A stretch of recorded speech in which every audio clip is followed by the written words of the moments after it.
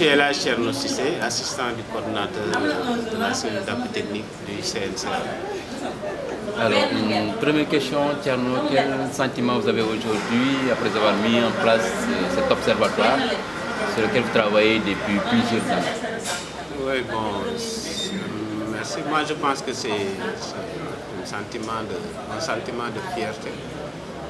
Parce que, quand même, comme vous l'avez dit, c'est un processus qui a duré et qui, quand même, a abouti à la mise en place de l'observatoire. Donc, c'est un processus très long qui date, on peut dire, depuis même la naissance du CNCR, depuis les années 90, et qui, quand même, a eu plusieurs étapes. Dans un premier temps, ce fut la réflexion autour de la réforme foncière, donc qui avait motivé le CNCR à mettre en place un pool d'animateurs fonciers qui, quand même, avait conduit les réflexions paysannes sur la réforme foncière. Donc ces réflexions paysannes ont abouti en 2004 à la formulation des propositions paysannes de réforme foncière.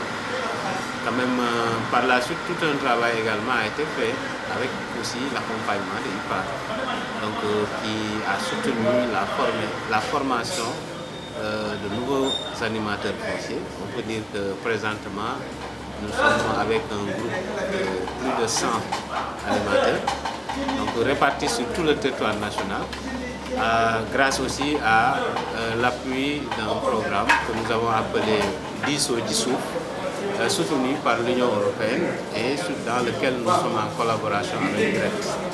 Donc le lancement d'aujourd'hui de l'Observatoire fait partie également d'un des engagements que nous avions pris à travers ce projet.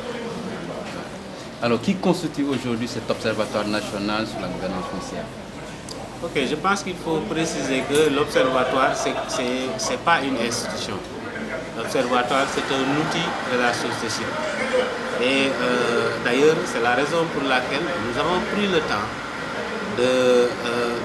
d'avoir un processus inclusif qui a été aussi progressif. Alors, nous, on a d'abord discuté au sein du mouvement, au niveau du CNCR, validé l'objectif de l'Observatoire. Cela également a été partagé différemment avec des groupes de la société civile. C'est d'abord avec le consortium Réformons le foncier, mais c'est ensuite avec le CRAPS, qui est également une instance de la société civile.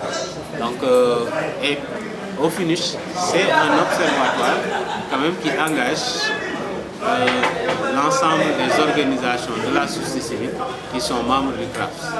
Donc, et qui a principalement pour rôle d'assurer la veille sur la gouvernance foncière, le foncier agricole et rural principalement, et qui implique également les acteurs à la base. Tout à l'heure, j'ai parlé des animateurs fonciers. Mais également, dans le processus, il y a eu un temps où nous avons mis en place des cellules de veille dans les différents départements. Donc, tout ce dispositif constitue l'observatoire qui est structuré donc, à différents niveaux.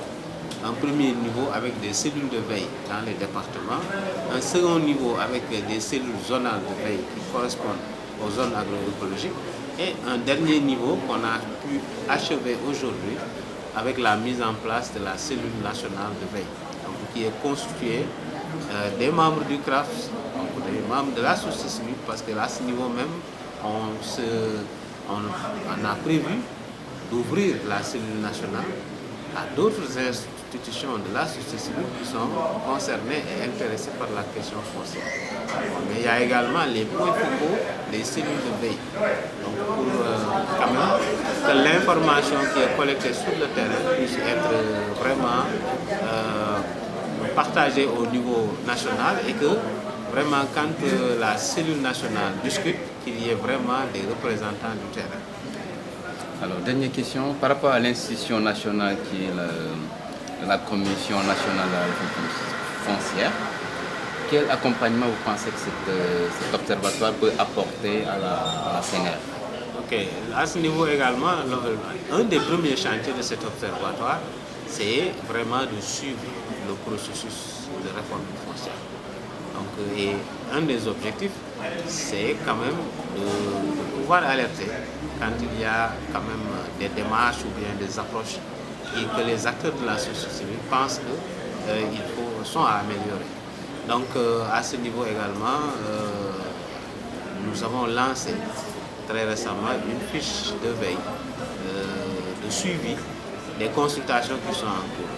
Et nous espérons pouvoir très rapidement recueillir les fiches qui vont nous venir des 45 départements pour faire un rapport de synthèse qui sera partagé avec la Commission nationale de la réforme foncière. Maintenant, il y a également le fait que l'Observatoire compte suivre les textes qui vont être produits et adoptés à travers le processus de réforme foncière. Donc, il est vrai que aussi nous avons pris l'option d'avoir un observatoire piloté par la société civile. Donc c'est un pan peut-être de l'observatoire que la Commission nationale de réforme foncière souhaite mettre en place. De toute façon, dès que la commission sera prête, nous qui sommes également membres de la commission, on peut voir comment faire le lien entre l'objectif de l'observatoire et ce qu'on a pu réaliser à ce moment.